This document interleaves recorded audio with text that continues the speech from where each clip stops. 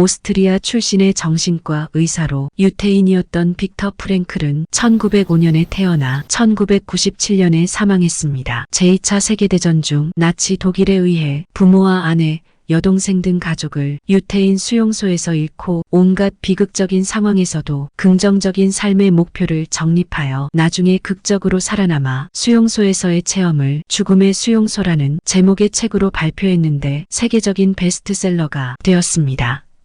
그는 죽음조차 희망으로 승화시킨 분으로 어쩔 수 없는 절망적인 상황 속에서도 인간에게 어떤 가치를 부여했을 때 인간 생존에 힘이 생긴다고 믿고 승리한 분입니다. 프랭클은 1942년에 강제 수용소에 끌려간 후 3년 동안 4번이나 수용소를 옮겨 다니면서 죽음의 공포 속에서 힘든 시간을 보냈는데요. 프랭클 자신도 언제 가스실로 보내질지 한 치 앞도 모른 채 고문과 모욕으로 날마다 고통을 받았습니다. 어느 날 그가 작은 감방에 발가벗겨진 채로 홀로 있을 때 인간이 가진 가장 마지막의 자유는 나치들도 빼앗아갈 수 없는 자유라고 깊이 자각하기 시작했습니다. 또한 가스실로 보내지는 죽음의 공포를 이겨내지 못하고 스스로 생을 마감하는 사람들을 보면서 자각합니다. 그런 사람들의 특징은 담배를 스프와 바꿔 피우기도 하고 채찍으로 때려도 일어나지도 않고 자기가 싼 오물 위에서 그냥 문기적대면서 자포자기합니다. 이에 충격을 받은 프랭클은 많은 사람들이 지독한 절망 속에서 삶의 희망을 놓아버리게 되면 정신이 무너지면서 동시에 육체도 무너지는 것을 보면서 마음을 단단하게 재정비합니다. 절망의 수용소 안에서 프랭클 박사가 살아남을 수 있었던 단 한 가지 이유는 이미 오랫동안 의미치료 학회를 운영하면서 정신과 의사로 많은 사람들을 치료하면서 삶의 의미를 부여했던 일인데요. 절망 속에서도 정신을 차리고 원고를 다시 쓰고 말겠다는 확고한 의지가 있었기 때문에 수용소에서의 생활을 깨알같이 쓰고 기록하여 나중에 죽음의 수용소에서라는 책을 집필하게 됩니다. 이미 오랫동안 의미치료 학회를 운영하면서 인간에게는 누구나 추구해야 할 삶의 의미가 있고 그 의미가 무엇인지 스스로 깨닫는다면 더 이상 압박과 스트레스를 피하지 않고 그로 인해 건강이 나빠지지도 않을 것이라는 것을 빅터 프랭클은 주장합니다. 수용소의 절망 속에서 자신을 자각한 그는 나치들은 그의 주변 환경 전체를 통제하고 원하는 대로 그의 육체를 다룰 수 있었지만 프랭클은 자신의 상태를 관찰자의 입장에서 바라볼 수 있는 상태가 되었던 것입니다.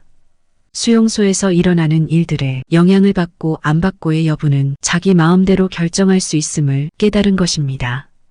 자신에게 일어나는 모든 것, 즉 자극과 반응 사이에서 반응을 선택할 수 있는 자유를 선택할 수 있는 인격의 힘을 자각하게 된 것입니다.